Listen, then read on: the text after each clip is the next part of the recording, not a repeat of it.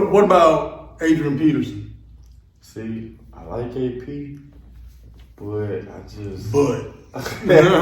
don't know. It's just something about that purple. I don't like. I don't like that purple, man. But maybe it's the Viking swoosh on there. You know what I'm saying? Y'all get ready to go. Y'all get ready to go play on Warren Central, boys. You know what I'm saying? That's another thing right there, boy. They finna get ready to get busy, man. Y'all gonna have y'all hands full. I ain't trying to say who's gonna win, but y'all gonna have y'all hands full though. Them boys, they eating something different. They cornbread different. Them greens on or what it is they eat. You know what's crazy? What's crazy? We're doing the same thing. Oh, okay. You know what I'm saying? Warren Central, you hear that? They said they coming, them arrows. Yo, it's movie night. You already?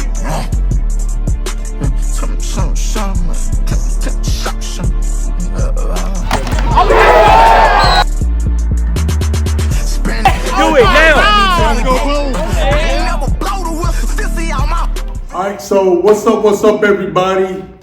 This is the Do It Now film, YouTube, Instagram. We might even do podcasts with this, you know what I'm saying? We got in the studio today, none other than my guy, running back from Clinton. He's a senior, none other than JaKobe Williams. What's up, man? All right. How you doing? I'm good. You doing all right today? Yes, sir. Glad to be here. Glad to be here. Glad to have you. Yes, sir. So you're a senior this year. What year did you first start going to Clinton? Like, did you start as a ninth grader, freshman? Man, I've been in Clinton since KG. Oh my goodness, born and raised the whole time. And we got mom in the background, so you hear her laughing and stuff or whatever like that. It's cool, y'all. It's cool. We're gonna get her on here too, man. So all you know is Clinton, huh? All my life, raised born. Okay. When did you start playing football? I can say, that's a good question. You will. I know, baby. I can say sixth grade. Sixth grade? Maybe around sixth grade. Sixth grade or seventh grade. All right. And it was like I always wanted to play the sport, but I had one of those parents that was scared I was gonna get hurt. And I just used to look. I just watch it all the time on YouTube and NFL all that. And when I finally got to play, I fell in love with it. And then since then I haven't stopped. That's what's up. So what was the original position or positions that you played? Fun fact, I wanted to play receiver.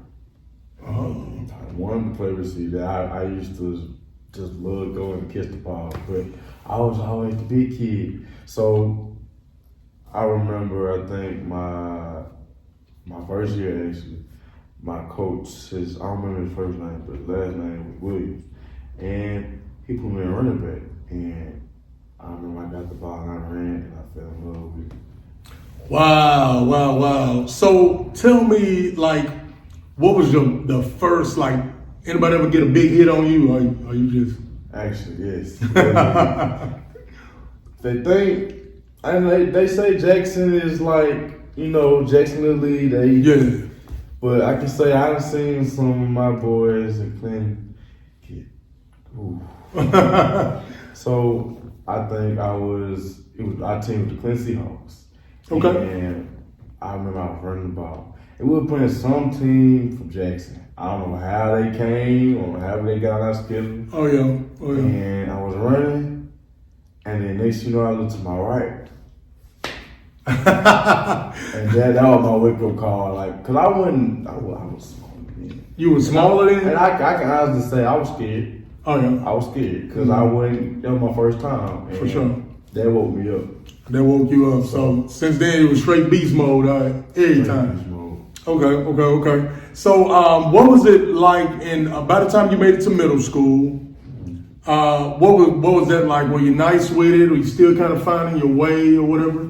Well, middle school, I was nice, but this was my first time playing with boys my age, if that makes sense. Like, yeah, it does. People that had more experience, that played, Jackson football or from Georgia, and it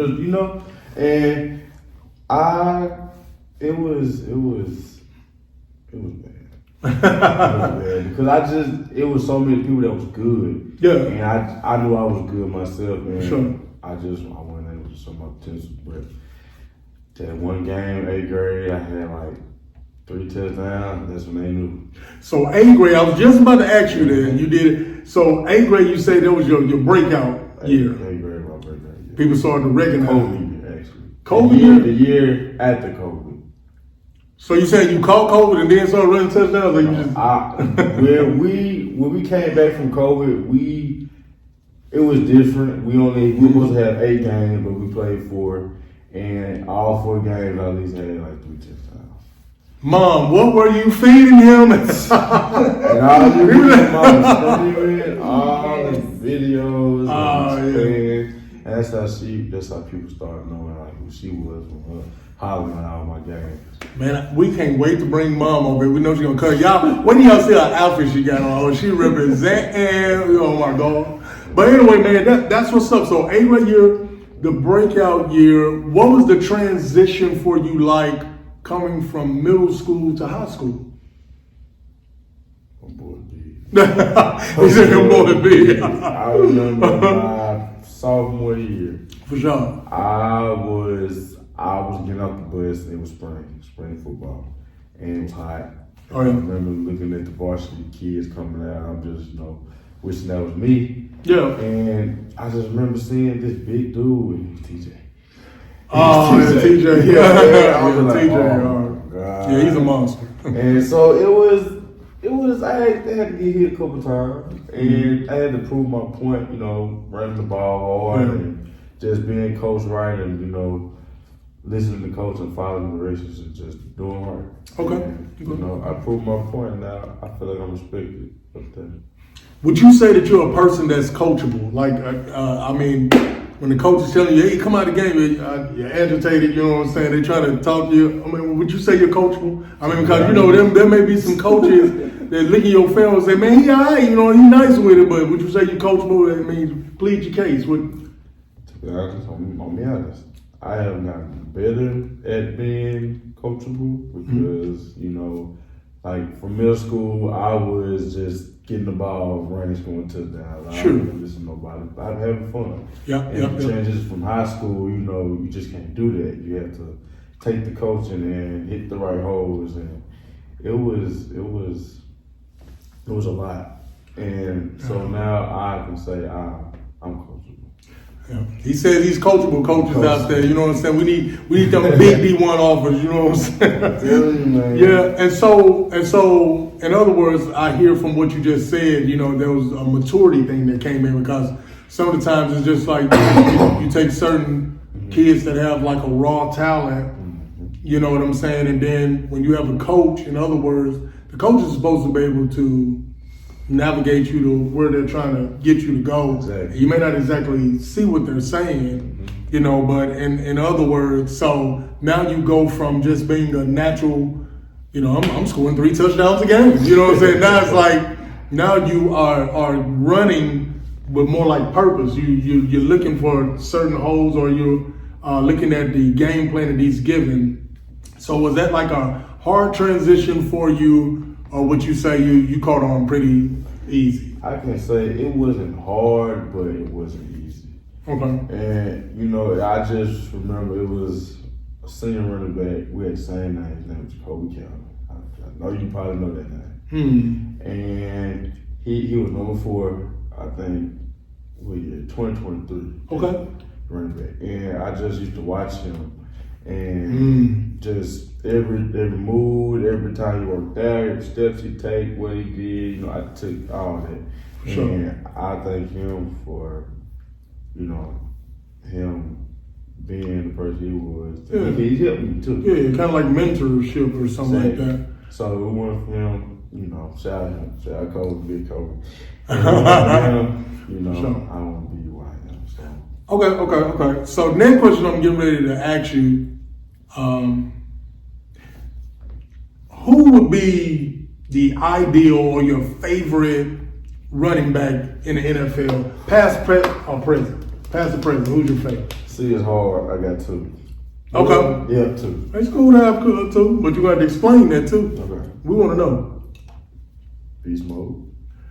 Oh, you a martial arts guy? What up? Okay, yeah. Beast Still gave him the mode. ball. Still gave him the ball to the ball. Thank We you. ain't gonna talk about that. Thank you. That's another subject, another time, man.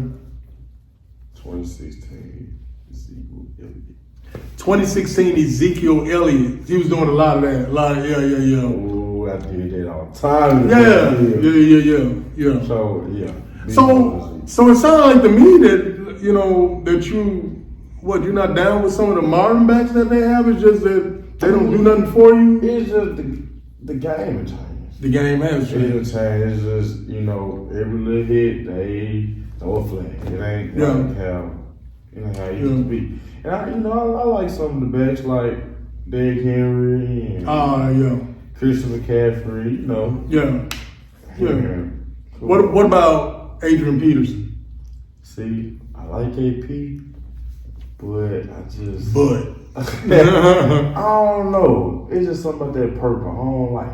I don't like that purple, man. But as maybe it's the Viking swoosh on there. You know what I'm saying? Y'all get ready to go. Y'all get ready to go play on one Central boys. You know what I'm saying? That's another thing right there, boy. They finna get ready to get busy, man. Y'all gonna have y'all hands full. I ain't trying to say who's gonna win, but y'all gonna have y'all hands full though. Them boys, they eating something different. They cornbread different. Them greens on or what it is they eat. you know what's crazy? What's crazy? We're doing the same thing. Oh, okay. You know what I'm saying? One Central, you hear that? They said they coming them arrows. Yes, sir. That's what's up. I love it. Okay, so ask you one more question, then we're gonna get mom up in here. Right. Who's your favorite NFL team? Okay, folks, I'm coming bandwagon, but I was a Seattle Seahawks fan, Okay. and I liked the two players, Russell Wilson, Yeah. and DK Metcalf. And DK Metcalf is like something that was built in a lab. And he from the city. Oh, yeah. So, I like that. And I was more of a Rush guy, so I follow Rush. And now I still like Seattle, but now I'm a Pittsburgh fan. Go Steelers. Okay, Russ is over there with the Steelers, man. It's going to be an interesting season. Yeah, that's going to be interesting. They always seem to be in the hunt over in Pittsburgh. So my brother. I like the head coach. He a loyal man. Oh yeah. And, I mean, their organization is loyal. They'll take a coach, and that coach will be there not just 3 years, not just 5 years. They'll have them there 15, 20 years easy. They haven't had a lot of different head coaches, so I can get that coming from him as well. That's Mike, right? Coach Mike Tomlin. Yes, sir. Okay. Well, finna take a quick break here. We're finna get mom on. Y'all get ready for mom. And we're back. I want you to introduce yourself to those out there in social media land. Let them know who you are. Hello, I'm Kenyatta Hethorn, and I am JaKobe Williams' number, the running back for Clinton Arrows, number 6. Look at the ponytail, number 6. Okay. Man, y'all this crazy action on this shirt. It's bedazzled and all that, you know what I'm saying? That's every Friday night. Every Friday night. So there's rumors going around that you're always yelling at the refs whenever they. I'm yelling at the refs, I'm yelling at the coaches, I'm yelling at the cheerleaders, at the fans. I'm yelling at everybody. Clinton, they're not as hype as the school that I'm coming from, which is Mansfield, JDC. They're a rowdy crowd, so I'm used to everybody's cheering for the kids. Oh yeah. Clinton a bit quiet unless there's some action going on. I'm full of life at all times for the kids because the kids need the encouragement. They need to be cheered on during the good times and the bad times, whether they're winning, whether they're losing. Encourage them all the way to the end. That's the type of mom that I am. And all the boys know me, like JaKobe said earlier. Everybody knows JaKobe.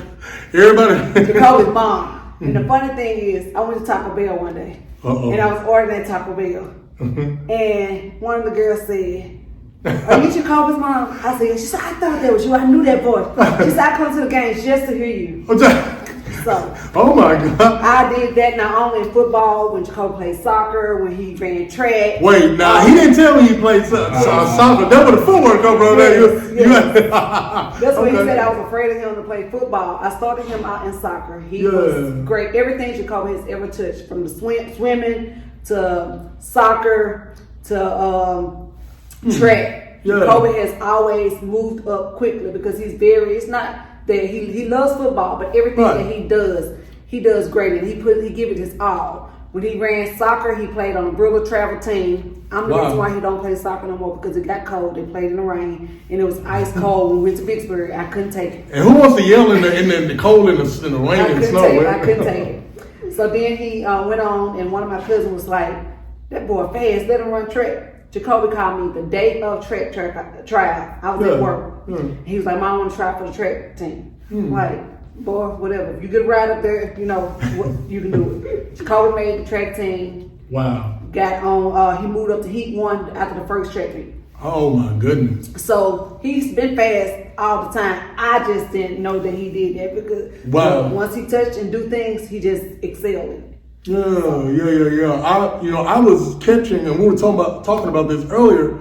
I caught 2 games, I think at least, for Clinton last year, and I didn't even know him by name. I'm just like, they got a nice running back there. You know what I'm saying? So we got clips on him and didn't even know it. I might sell them to you for $10 a clip. I'm just playing. I'm just playing, y'all. I'm messing up. So what was when JaKobe was born? Could you see the greatness on him? Did you have like a feeling like Simba? No, not Simba. I'm sorry. But did you hold him and was just like, I know it's going to be something really great about this kid? Tell me what that was. I did. Actually, when I was 6 months pregnant with JaKobe, I'm a Christian mom, and I love God with all my heart, and I give credit to Him for everything in it. And I gave JaKobe to God when I was 6 months pregnant. Yes, ma'am. I had JaKobe a little earlier. JaKobe was grabbing his umbilical cord in my womb. He was supposed to be born on Martin Luther King's birthday, but he actually came December 28th. Wow. But JaKobe has always been special. He's never been the type of kid to just sit there and be still. He was trying to get up and move around, even at a young age. And when JaKobe, when I had him, me and his father, which his father's deceased, but JaKobe he has been through so much adversity. Yes, ma'am. And I knew the adversity that he went through, even at the age of 5, that when finding his father deceased, that he was able to overcome anything that came his way. That's right. And seeing him growing up as a young boy, most kids looked up to him. Most of them came to him and asked him for advice.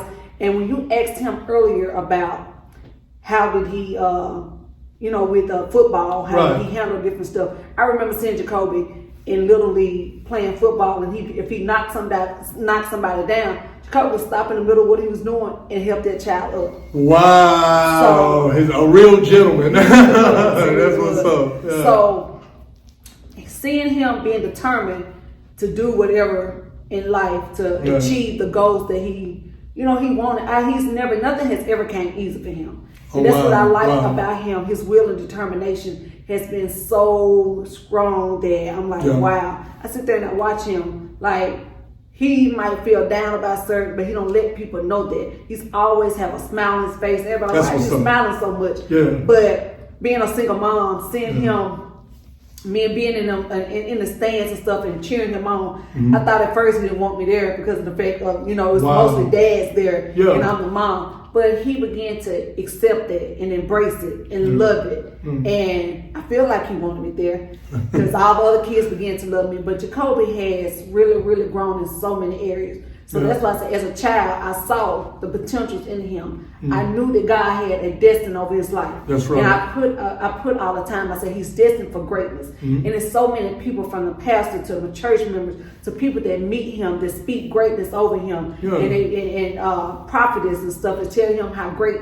he's going to be. And I know deep down in my heart that he's going to be great. He might not have everything in the 5 stars or 4 stars or even the 3 stars, But I know that God has already put his name in rooms that he has not even yet entered. Oh, yeah. So I just thank God for that. Yeah. And I mean, I did not know that he had such a great story, but I mean, it's your story too. Yes, it is. And one thing about it is that adversity can do one or two things. It can either break you down or it can become fuel to the fire of your story and help us to focus and, go where we need to go. JaKobe seems like a really focused person. And I do believe that that's coming from you, because just even in some of the conversations we've had, man, you was encouraging me, and I didn't even know I need, you know what I'm saying? So I know he appreciates you. We appreciate you for coming on. Those that see this, moms out there, she wants you to know that there is no reason for you to feel ashamed to be as loud as you want to be for your child out there. Cheer them on. We're saying cheer them on. Don't beat up the rib. But we are thankful for JaKobe, and we're going to catch some games from him, y'all. We're going to be posting highlights and stuff. So y'all get ready. You know what I'm saying? This is going to be a breakout year for him. And I think that the sky's not the limit. He can go even beyond that. That's right. And it was a pleasure having you on here, Mom. And a pleasure too, JaKobe. He over there in the corner, chewing gum, looking at. And one more person we thought was coming. Ain't no calling no names out. Babysitting dog. Well, that person is babysitting the dog, Mackenzie. Anyway, but we'll catch up with you later. I want to say this: I'm disappointed in JaKobe. I thought he was gonna come in here with these fly shades on. Man, we did. Man, we did the prom for him. Man, you should have seen him out there. It looked like it was midnight dark outside. That man had them shades over his head up with that suit on, just like I'm the coolest person down there. And can't nobody say nothing about it.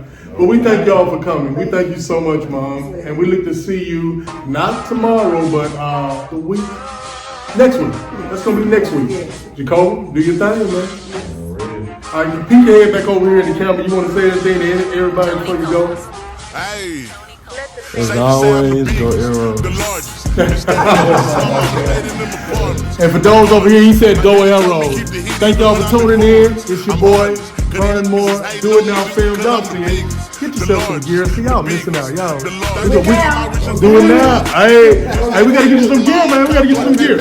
Both of y'all. If you better, you lay right there by your own kind. Pull up a foe with a loco.